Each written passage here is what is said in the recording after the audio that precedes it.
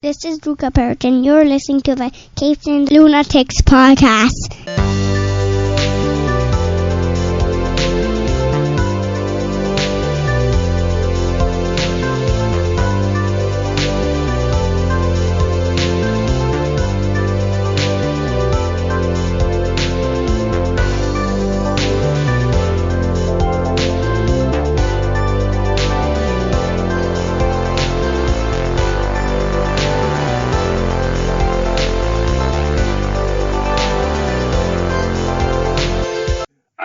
Ye hearties, and welcome to Full Stream Ahead.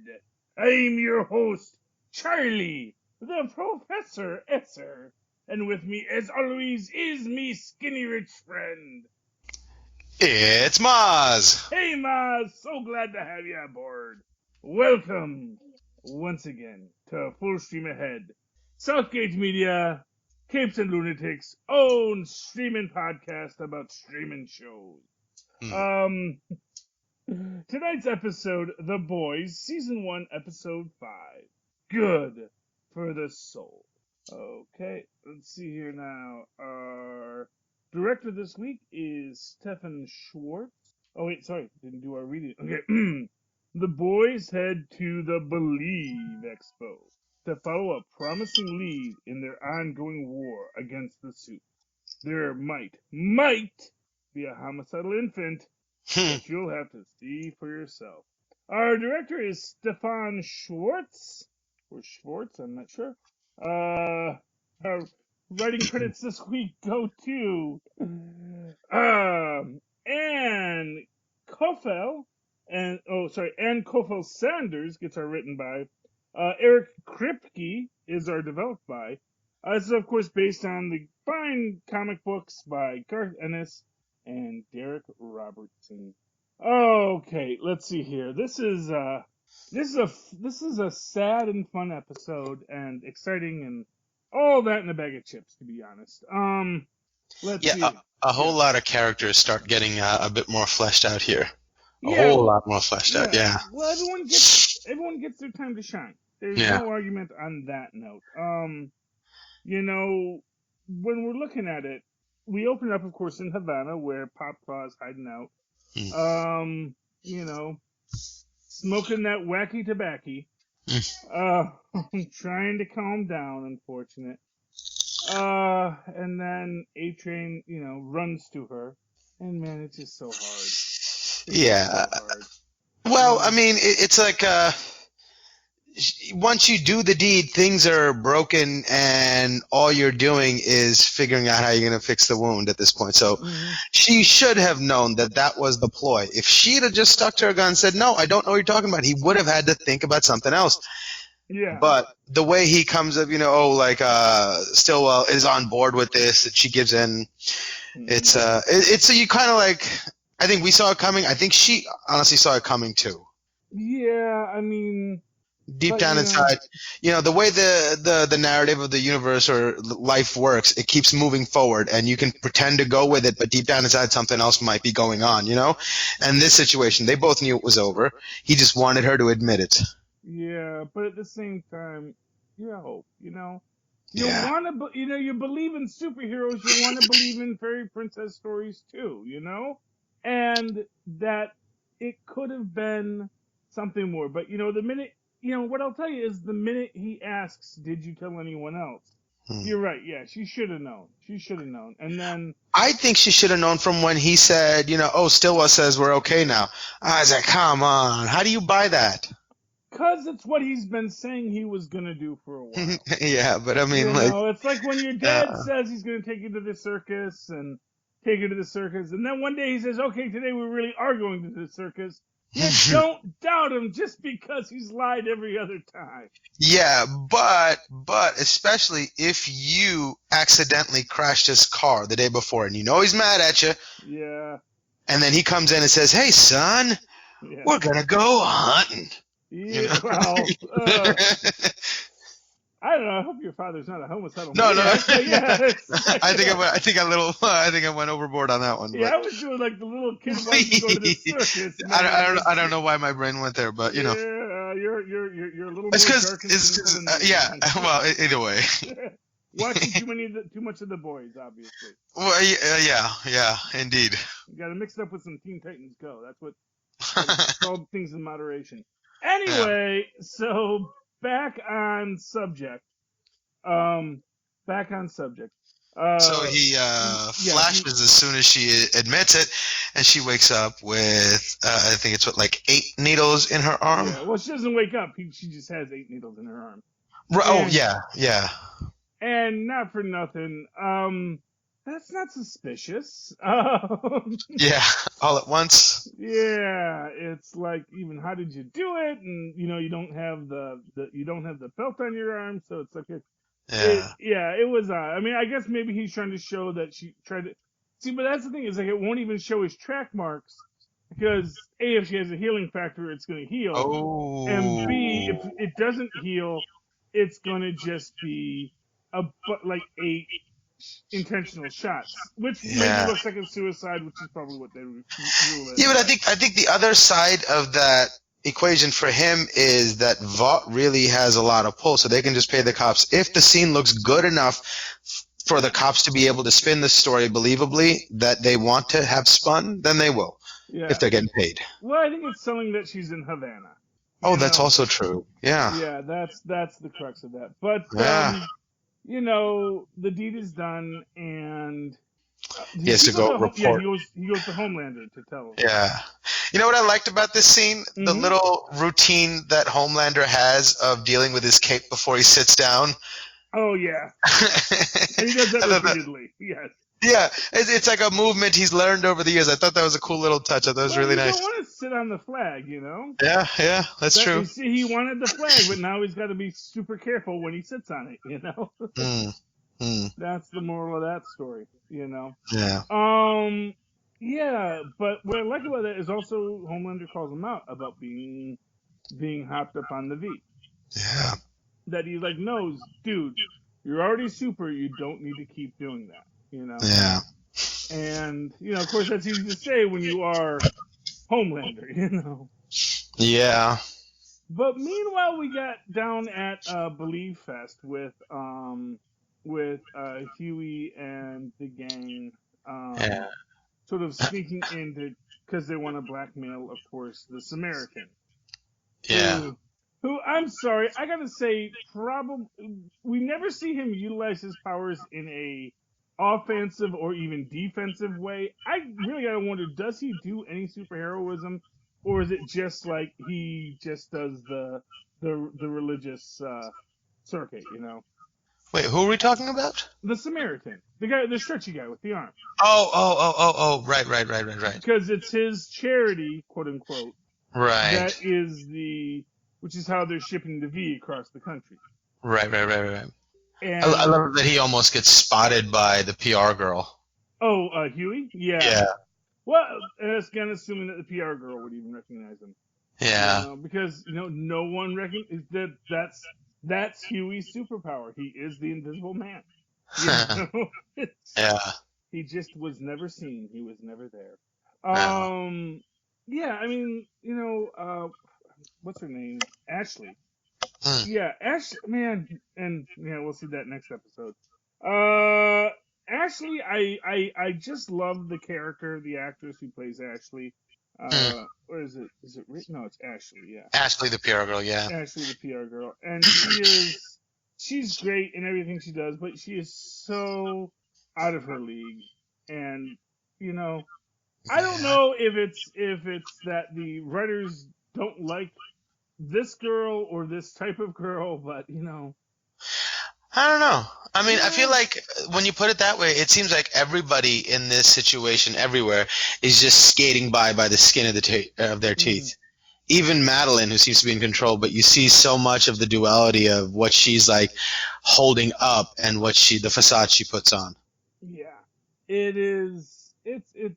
It is interesting. And I don't think it might be the last we see of Ashley, because as we see in the next episode, is it the next episode where the marketing guy is in the group therapy scene? Yeah. Yeah, the marketing guys So, in the So, and we'll get to that. We'll get to that because no, it's not right. marketing. But He's a writer. He's a writer. he's the writer. And, yeah, so if we saw him again, we might see Ashley again soon. Oh yeah, maybe. There's only 2 episodes left, so but we'll. Well, there's always next season. She's a character that I could see coming back. I mean, I certainly could too. I mean, heck, if nothing else, there are tell-all books to be written. You know, Yeah. and people like that suddenly become ally. Enemies can become allies with the simplest of moments. Actually, one of the things I really liked in this is a reference to one of the lesser known characters. Well, maybe not lesser known, but lesser known characters in the Boys universe is Drummer Boy. Starlight mentions that she dated Drummer Boy Right. early on. Drummer Boy is actually part of sort of this little Avengers pastiche they did. Huh. He was like the Captain America, and then there was a Tin Man who was the Iron Man, and yeah, and like I said, I never read the stories, just know it from the Wikipedia pages, but it's very interesting, and I'm a little disappointed that we don't get more of that, more of this like little side stories of the histories of the Boys. But anyway, yeah, I thought it was very cool that she calls out Drummer Boy there. We haven't seen a Drummer Boy in the series yet, right? No. Oh, okay. No. There's basically the idea. This, like I said, in the original series, from what I've read on this subject, I think I've read like 2 or 3 actual books of the Boys, but from what I've read on like the additional expanded universe of it, there's basically what happens to Starlight in our first episode happens to basically it's kind of sort of like the pledging aspect of it, but they often like do that and then tell them, nah, dude, you're not. And it's like, it's not just pretty girls who get given the deep treatment. So, but to that extent, we actually get some great aspects of Starlight where she starts to realize it's like the world that was always right in front of her, she now starts to see. And that I found to be a really interesting. Although, man, Butcher is like the most unlikable person in the world. They're really trying hard to get us there. I wonder why that is. Well, because I think he's actually very unlikable. I think the big twist with Butcher is no, he's not a nice person. Right, he's right, actually as bad as any of the people he's after.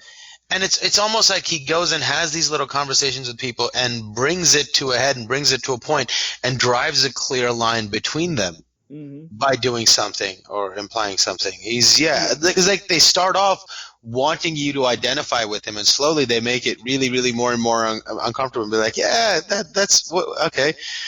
So now he feels like the kidnapper, and they all are, especially Huey, are like his kidnapped victims. Yeah, he's Rick Sanchez without the pathos. Right, very much so. Rick Sanchez gets to sit sadly on his toilet by the end of the last episode, and no, it's just he is belligerent, and you can make any kind of arguments you want about how he has a right to his belligerence, but actually, I don't think he does. I think that, yeah, you can get hurt a lot in life, but that doesn't give you the right to hurt other people just because you've been hurt, Right, absolutely. And I do think that that's where he's at. And like, we get the little and that's sort of why he insists on his hardline black and white, no gray area policy of soup or no soup, because if he relents a little bit on that, it sort of doesn't justify his anger any longer. No soup for you. Yeah. Sorry, I had to do it. But yeah, I mean, it is just so. One of the plot lines we get in this is, of course, we do know that that Butcher his wife is gone, and we don't know where his wife is or what has happened to his wife, but we find out that his sister-in-law had a funeral for the daughter, for his wife. Yeah. And we later see, and she basically says, my mom is old. She wants a place she can visit to talk to her daughter, Yeah. which again goes into this idea of him, being mad at the universe for being unfair and overlooking how important believing in something beyond is to people. And not just that, but also it's like that gravestone had nothing to do with Rebecca at all. It was a place where these people had chosen to drop their burden. Well, And this was a monument to doing that. And it had nothing to do with Rebecca. So he had no right to come and take that away. Because now what he's doing is he's not doing anything but to help the situation. He's only hurting the situation for the people who supposedly he cares for or she cared for. Exactly. It's him being a selfish prig, just like Homelander, just like the Beast. He is just as bad as the people he's after. And maybe you make an argument though it takes a jerk to catch a jerk, but maybe if people were just less jerky, we wouldn't have so many jerks around. Yeah, at least Homelander kind of understands he's a jerk. Yeah, well, I don't think he understands he's a jerk, but he knows he's messed up. Right. Okay. And I think we get that at the end of this episode. You don't think a part of him knows he's like on the bad side? I don't think he knows what the bad side is. I don't think he. See, that's the thing, because we do get in this. This is the one. Actually, no, not this one. It's next episode. The next episode we'll get into the depths of Homelander. Okay. But this episode, no, I think that Homelander always thinks, just like every, he's like Bill Cosby. He really thinks it's okay because he's Bill Cosby. And he does a lot of good. And that's the thing. It's like there's no arguing that Homelander probably does do a lot of good in the world. Certainly, if there's ever some meteor coming to the Earth, we're all very thankful that there's a Homelander out there to go push it back into the sun, I don't know how his powers work. I don't know if you've ever had that opportunity, but yeah. I think, though, someone that's raised in that system, in that culture, that's goal-oriented, purpose-driven, the way he was raised to become that, I think in that society you tend to understand that things are happening and they don't need to be said, and we need to have a facade, but this is what's happening and everybody has to be okay with that. And I think in growing up in that, you could see that he has to understand that this is just a power grab on the part of the people he works for. Or do you think there is, he's just sort of blindly led as a misguided patriot? I think I think the idea of the misguided patriot is a good idea there. I mean, so, not to get too political, but right now, there are political parties that people are very supportive of, and political leaders that people are very, very supportive of. And other people see that these people are cruel, venial, and manipulative. But in their heart, it's like this. I don't worry about the evil that men do if there is good done as well. So if you believe that something that one group of people thinks is a virtue is such as certain freedoms, like if you believe in female choice and you believe in owning an AK-47 and you are on a group that believes the exact opposite of that female choice is horrifying and owning an AK-47 is horrifying, then it's very easy to say, well, I don't mind that my person who agrees with my position maybe isn't the best person because he is doing the good of, or she is doing the good of pushing forward the thing that I see as a good or a horror, either to stop the horror or to praise the good. And that is the complexity of politics. In our modern era, there may be less nuance, I think, and maybe a lot more of people going, but really, dude? Is it the only one you could get behind? But even that gets complex too. So I'm trying to be nice. Yeah. But so I can totally see Homelander seeing himself as a good. That's interesting. That makes it a little bit better. Because it's like this. I don't think Donald Trump thinks he's a bad person. I wonder. You know what? I think that if when you're so here's the thing: a narcissist never thinks they're a bad person. So once you have drunk your own Kool-Aid about what a good little boy are you, then suddenly you don't worry so much about what everyone else says because you know you're being right because of one of two things. Either you say they'd all do it too if they had the opportunity. I was just lucky enough to have the opportunity, or you say I'm still doing right because I know what's best, and so long as I stick to my guns and do what I think is right, that's what's right for everyone. You know, there's only two ways you go with that, and both of them usually end poorly. To be honest Yeah. with you. I think in broader terms, I think what's also important to look at is the intentions of Vought, Mhm.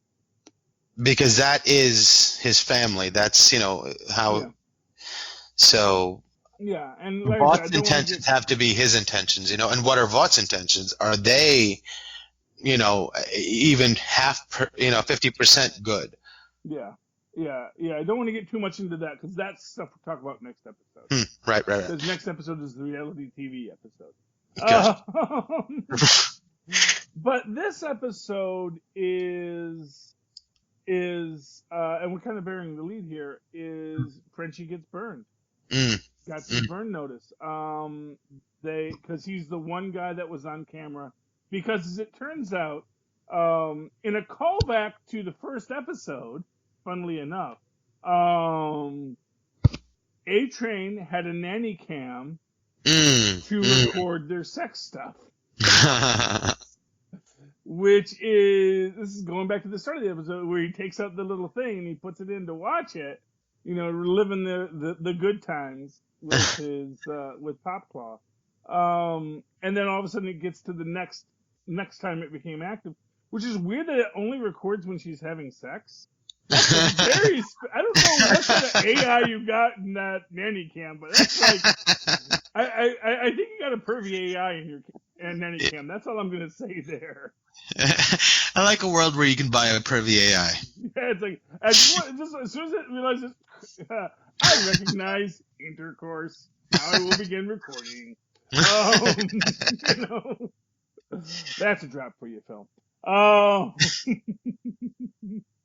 Anyway, yeah. So, but long story short, he sees the poor landlord. Then he sees the boys who are really our boys walking in, and of course the one person who like a mug looks right at the camera is Frenchie. Hmm. Poor Frenchie. Uh, you almost feel bad for him because it's like, somehow you're a super capable, like, assassin gun dealer, ne'er do well, and yet you also seem to just sort of just totally, Cosmo Kramer your way through life. Just Yeah, sort of stumble right into it, both yeah, good and he, bad. he is that, feather in the wind kind of a person. Mm. He'll just end up where he ends up. He does end up where he ends up, but so he's been burned, and of course, and I love when they just have like all of his IDs. It's like, oh, he's got like 18 different things. It's like all of him, and it's just like the same face. I think it's like always the same picture of his face too, but just now he's got hair, now he doesn't have hair, and now he's a blonde, now he's a brunette. It's cute, but and then his original girl, the girl from the first episode, man, I miss her. Yeah. We love the female, but the girl was cool too. And she Yeah. calls him to basically let him know, yeah, they're onto me, they're onto you, and now they have to hide him, and so yeah, but he has to hide. So he has to go Hide underground, Frenchie go to and ground Gage girl. with the female, yeah, and they leave him alone, which not their best idea. And he's trying to figure out what he. Oh no, actually, because he's actually calling them because they're actually are already alone, and he has to figure out what to do. Right. And because he realizes that they're coming for him, and Butcher tells him to leave her. yeah, Butcher tells him to leave her. Yeah. And again, Butcher, because he does not want to accept the idea that a soup can be anything other than a soup. Right. And he assumes, although to that extent, he actually softens a bit when he sees the baby suit. Yeah. And that is, I mean, I'll tell you what, man, Baby Yoda, you can say what you will. I think Baby Laser Eyes is, he could have had a run if this was a more family friendly show. Yeah. Um, yeah, it is interesting because of course they do find that, and you even hear, him when he's getting the compound V out of the IV bag, and Mother's Milk makes a point to him, hey, be careful, get an air bubble in there, you could kill the baby, and he's like, and wouldn't that be a terror, one less soup in the world. But Yeah. then when he gets himself in a bind, what does he go to? He goes to the baby with the laser eyes. And the baby with the laser eyes saves his bacon.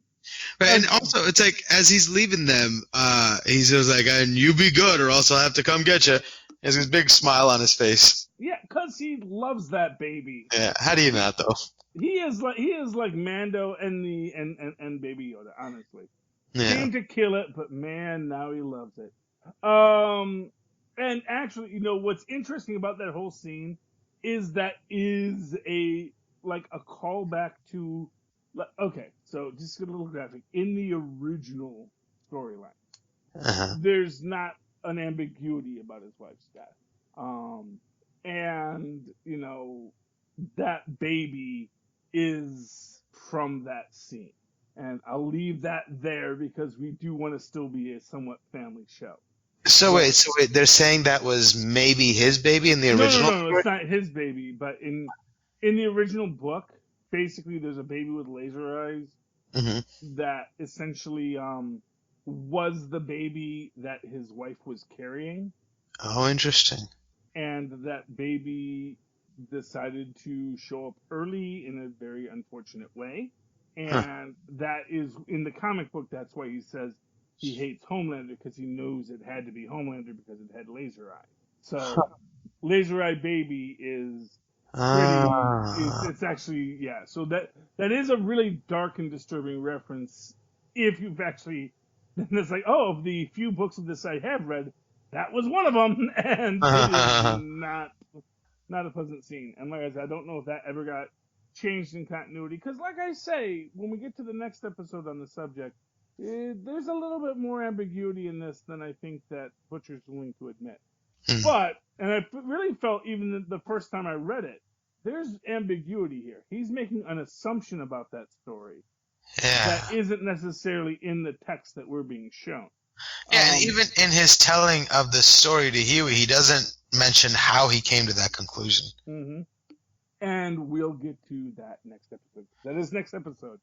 But this episode, Huey doesn't know to take the phone out of his pocket, which I thought was just ridiculous. Yeah. Because you see he's wearing a jacket.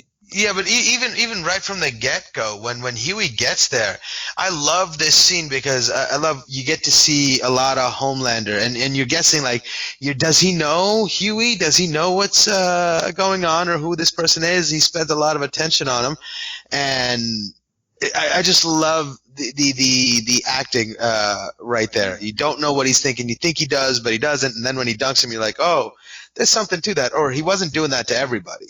Yeah, well, I think what it is, because I think that has a lot more to do with this freaking normal. Oh, this poor person who is trying to get with Starlight.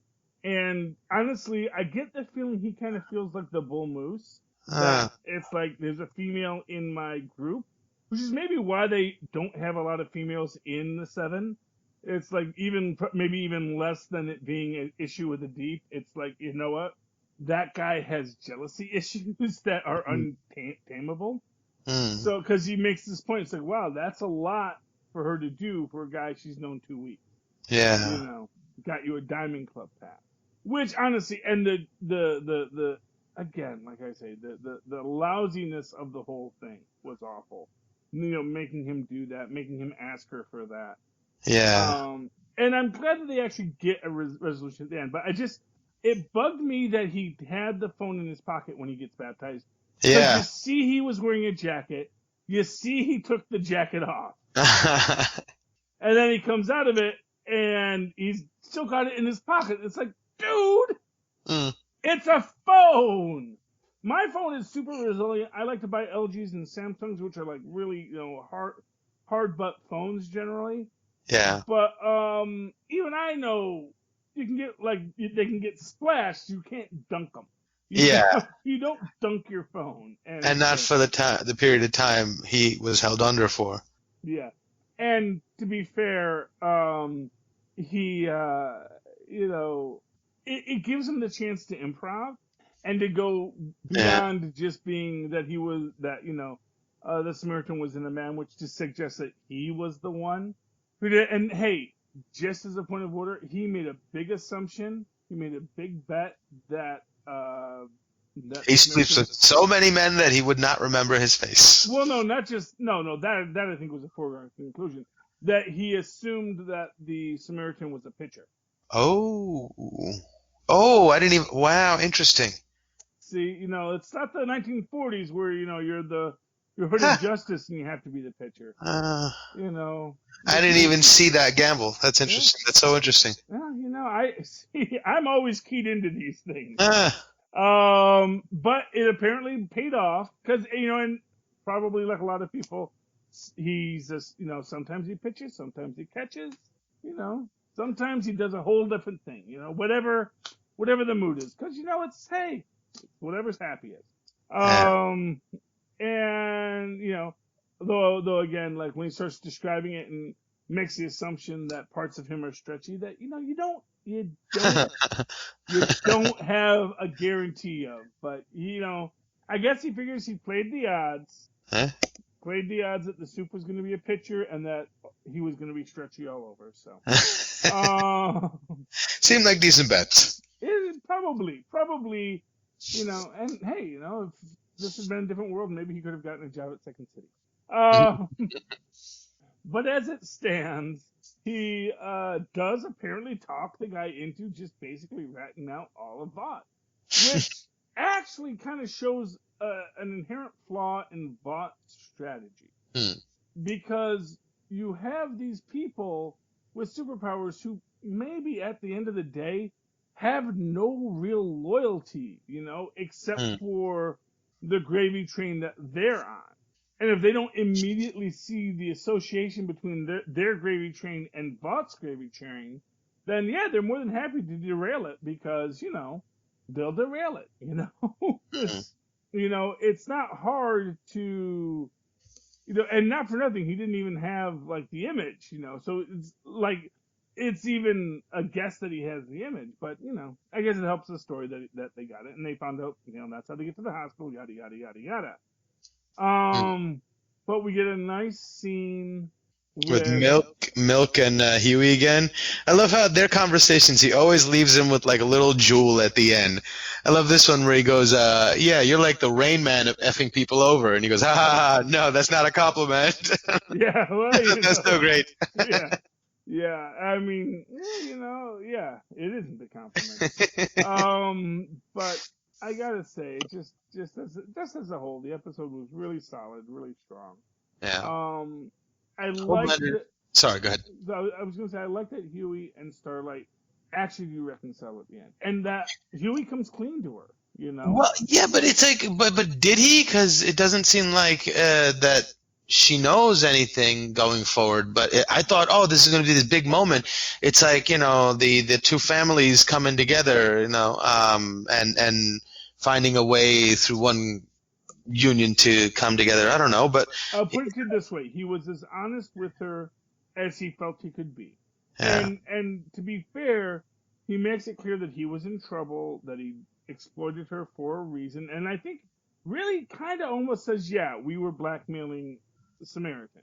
Now, it doesn't go into doesn't go into any of that stuff, but the real admission was that I betrayed you. Yeah. But I actually am falling for you, and nothing makes sense, but I just want you to know I do care about you. And that is, I don't want to say it's good that she accepts that, because honestly, that someone admits that I was a horrible person, now forgive me, isn't really a good argument. But it's also in that I see you. Mm-hmm. And I see what you were saying, and I see who you are and who you want to be. And I see that. And after, being surrounded everywhere at every turn by people who want you to be something else and don't really see you or want to see you. And there's someone saying, I heard what you said and it made sense to me. I get what you're saying. I see your worldview and I get it. I see you. And that's powerful too. So she's like, oh, what else am I doing? And that was nice. So, I think that was her thinking. I think that's a fair cop of it. I think that's a fair cop of it. Yeah, but then again, and let's just talk about the final. And it might not have been the final, well, because there's actually two more moments in this I really want to talk about. One is, Right. Was it Bête Noire and the female? Mm. Mm. Because of course, Frenchie lets the female go and she runs, which I just love that he, like, he says, I'm going to free you and da da da. Takes her, and like even before he gets the second cuff off, she's just out the door. Yeah. I was just afraid she was gonna like maul him before she left. I was just glad she didn't immediately murder him. But then when Frenchie realizes Bête Noire is after him, she comes back because she actually did follow him. Yeah. There's more to her than just hopped up on V. And we get to see how BA her superpowers really are. Mm-hmm. That as BA as everyone wants to be, she actually has a butt-kicking healing factor. Yeah. Now, I don't know if it's one it's more than even healing. It's bring back to life factor. Like, well, yeah. Well, that's the question. Is it like, because that was one thing I thought about. That is like she was like dead on the floor for a while. Yeah. Bête Noire leaves, and then Frenchie circles back, which again just shows the real talent of Frenchie. Man, he can just slip away, and slip back, and he's really good at that. But he slips back, and she's on the ground, and she's dead. And then as soon as she gets up, that's when the healing factor starts. And I wonder if it's like a Mr. Immortal kind of power, where it's like, she'll take damage, and it'll be damage until she dies, and then her body will just, reset to factory settings. And that was awesome, and that's going to inform a lot going forward.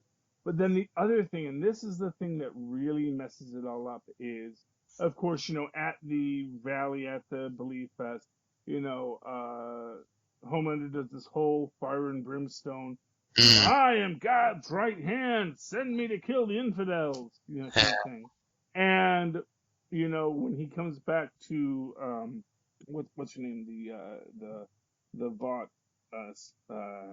Madeline. When he comes back to Madeline, and then she's like, you can't do that, you can't say that, and then she does this weird Oedipal MILF thing to him.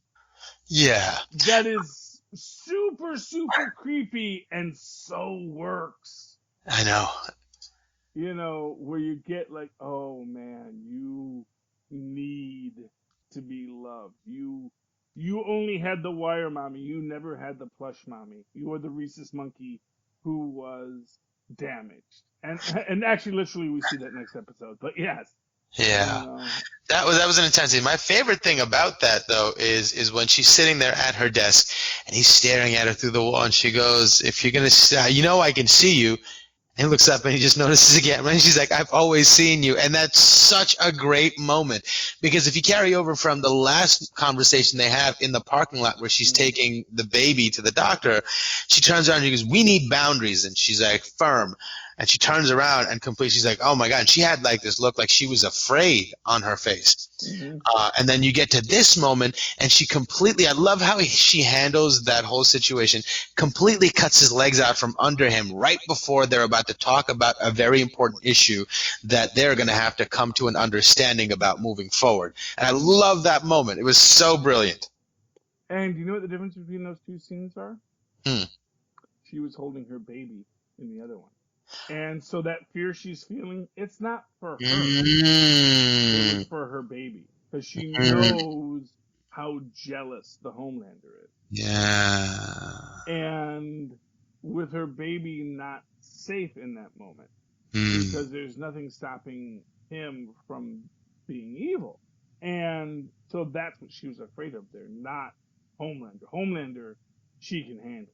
But she can't handle the Homelander before he can cause irreparable damage to everything. But we'll talk about how much damage Homelander can do next episode. In the meantime, Mozz, how can people reach out to you and find you and touch you if they would like? Oh, they can email me at mozzmanzor@gmail.com or find me on Facebook under Mozz Manzor. That's MozzManzor.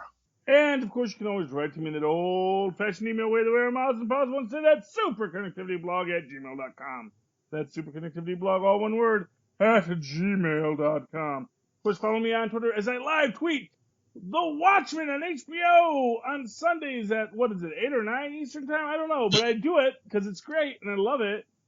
At Shirley Esser, that's CHARLIE. Yes, SCR. Look for the 2 E's in the middle. For quality. Bing! There you go. Alrighty, sorry sock, scurvy landlubbers. You followed us through on one more adventure. Come back and set your heart for adventure, your mind on a new romance, on full stream ahead. Arrgh.